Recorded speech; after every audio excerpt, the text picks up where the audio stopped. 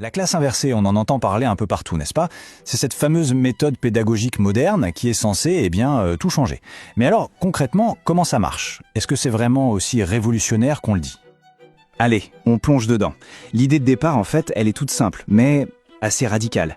Imaginez une seconde, et si on mettait la salle de classe sans ce dessus-dessous? Si le travail qu'on fait normalement à la maison se faisait en classe, et inversement. Eh bien voilà, c'est exactement ça le principe. Dans cette première partie, on va explorer ce changement total de perspective, voir comment on fait pour mettre littéralement l'école à l'envers. Pour que ce soit bien clair, comparons un peu. Le modèle classique, on le connaît par cœur. En classe, le prof parle, on prend des notes. Et à la maison, on se débrouille avec les devoirs. La classe inversée, elle, prend tout ça et hop, elle retourne le tout. La théorie, on la découvre à la maison, à son rythme, avec des vidéos, des lectures. Du coup, le temps passé en classe devient hyper précieux. C'est là qu'on va pouvoir pratiquer, discuter, approfondir, avec le prof pour nous guider. Le but du jeu, ce n'est pas juste d'inverser pour le plaisir d'inverser. Non, l'idée, c'est de transformer le temps en classe en un véritable atelier interactif. Fini les longs monologues où on décroche au bout de 10 minutes. Là, on fait des activités qui permettent de vérifier si on a bien compris et de s'attaquer ensemble aux trucs vraiment compliqués. En gros, on passe d'une posture passive à une posture super active. Bon, d'accord. Mais alors, qu'est-ce qu'on y gagne vraiment? Qu'est-ce qui rend ce modèle si attirant? C'est quoi, au fond, la promesse de cette fameuse inversion? Les bénéfices sont assez concrets. D'abord, la flexibilité. On peut regarder une vidéo 10 fois si nécessaire, personne ne nous jugera. Chacun avance à sa vitesse. Ensuite, et c'est le point clé, la pratique en classe renforce vraiment la compréhension. C'est logique, on retient beaucoup mieux ce qu'on fait que ce qu'on écoute. Et la cerise sur le gâteau, c'est que les études le montrent. Les notes sont statistiquement meilleures. Pourquoi? Parce que les connaissances sont ancrées bien plus profondément. Mais attention, tout ça n'arrive pas par magie, ces bons résultats, ils ne tombent pas du ciel. Le succès de la classe inversée, il repose énormément sur l'implication de l'étudiant. C'est un effort d'un autre genre, et ça, il faut vraiment l'avoir en tête. Oui, parce que même si le modèle est plus engageant, il demande aussi beaucoup plus d'autonomie et de préparation.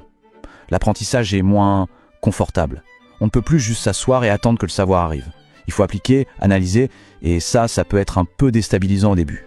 Alors comment on fait pour que ça marche? Il y a quelques règles d'or. La première, c'est la préparation. C'est simple, c'est non négociable. Il faut arriver en cours en ayant déjà bossé les supports. La deuxième, c'est de poser des questions. Il faut noter tout ce qui coince pour en discuter en classe. Troisièmement, bien comprendre le pourquoi de chaque activité. Et enfin, le plus important, participer. Il faut s'engager, oser se tromper, discuter. C'est là que tout se... Jusqu'ici, on a un portrait qui semble quand même très positif. Presque un peu trop beau pour être vrai, non? Et c'est là que ça devient intéressant, parce que ce discours super optimiste, il a aussi ses critiques. Certains se demandent si on est toujours dans la pédagogie ou si on n'a pas basculé dans le marketing. Cette citation, elle est fascinante. Elle ne vient pas d'un opposant farouche à la méthode, pas du tout.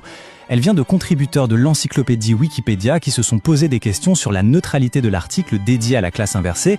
En fait, si on fouille un peu dans les pages de discussion de l'article, on voit que plusieurs éditeurs ont tiré la sonnette d'alarme. Ils trouvaient que la présentation ressemblait plus à une brochure publicitaire qu'à une description objective. Pour eux, il y avait un gros déséquilibre. On mettait le paquet sur les avantages, mais on passait un peu vite sur les inconvénients. Encore une fois, ça ne veut pas dire que la méthode est mauvaise, mais ça invite à garder un esprit critique. Bon, alors au final, on retient quoi de tout ça? Comment on fait la synthèse entre la promesse pédagogique et ce regard un peu plus critique? Voilà le point crucial. La classe inversée, c'est sans aucun doute un outil pédagogique qui peut être extrêmement puissant et donner des résultats incroyables. Mais, et c'est un grand mais, ce n'est pas automatique. Son succès dépend à 100% de l'engagement de chacun, de la conscience des défis que ça représente. En bref, il faut l'accueillir avec enthousiasme, oui, mais aussi avec lucidité. Ce qui nous laisse avec cette question finale, la classe inversée, est-ce une véritable révolution dans notre façon d'apprendre ou est-ce que c'est parfois devenu un argument de vente un peu trop parfait que les institutions aiment mettre en avant? C'est une réflexion qui, je pense, mérite d'être menée.